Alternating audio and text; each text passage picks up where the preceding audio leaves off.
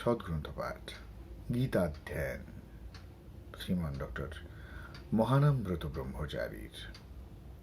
এই গ্রন্থের দিগদর্শন অধ্যায় থেকে ধারাবাহিকভাবে আজকে পর্ব 6 পাঠ করছি। বিজ্ঞান মতে অভিব্যক্তি নিয়ামক 4টি। ক, জীবনযাত্রার ধস্তাধস্তি, স্ট্রাগল ফর এক্সিস্টেন্স। খ, জোর যার, রাজ্য তার, সার্ভাইভাল অব দ্য ফিটেস্ট। গ, বংশ পরম্পরা, হেরিডিটি। ও ঘ, পারিপার্শ্বিকতা, এনভায়রনমেন্ট। এই 4টি কারণের প্রত্যেকটি বাহিরে অবস্থিত। অন্তরঙ্গ কোনো কারণের খবর বিজ্ঞান জানে না। জন্মান্তরবাদের মূলে কোনো বহিরঙ্গ কারণ নাই বলিলেই চলে।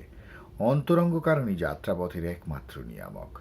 বিজ্ঞানের দৃষ্টি মানুষের দেহটার দিকে, আর্য ঋষির দৃষ্টি দেহীর দিকে, পুনঃ পুনঃ জন্মান্তর হইতে যাহার সেই আত্মাটির দিকে। জীবাত্মা যাত্রা করিয়াছে পরব্রহ্মের অভিমুখে। এই সকল দেহের পরিবর্তন তাহার যাত্রাপথের ব্যাপার। যতক্ষণ তাহার লক্ষ্য অন্য ব্রহ্মের দিকে, ততক্ষণ সে বাস করে অন্নময় কোষে। তারপর দৃষ্টি ফুটল প্রাণ ব্রহ্মের দিকে, লাভ করিল সে প্রাণময় কোষ। অন্নময় জড়দেহ প্রাণময় হইল, অন্নময় কোষ প্রাণ ঘিরিয়া বাহিরে রহিল।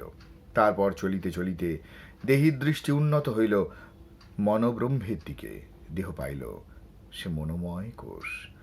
প্রাণময় ও অন্নময় দেহ তাহাকে ঘিরিয়া রহিল বাহিরে। আমরা অধিকাংশ মানুষই স্থিত আছি এই মনোময় কোষে। যাহার আরও ঊর্ধ্বে উঠিয়াছেন তাহাদের দৃষ্টি পড়িয়াছে বিজ্ঞান ব্রহ্মের দিকে। ফলে লাভ করিয়াছেন তাহারা বিজ্ঞানময় দেহ। সাধক শ্রেষ্ঠগণের আত্মা বাস করে বিজ্ঞানময় কোষে। মনোময়াদি দেহ তাহার আবরণ মাত্র।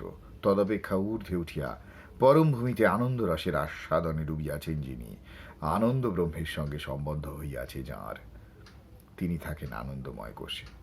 আনন্দময় কোষে পৌঁছানোই ব্রহ্মপ্রাপ্তি। এই স্থানে যিনি পৌঁছিয়াছেন তাহার দেহ আনন্দময়।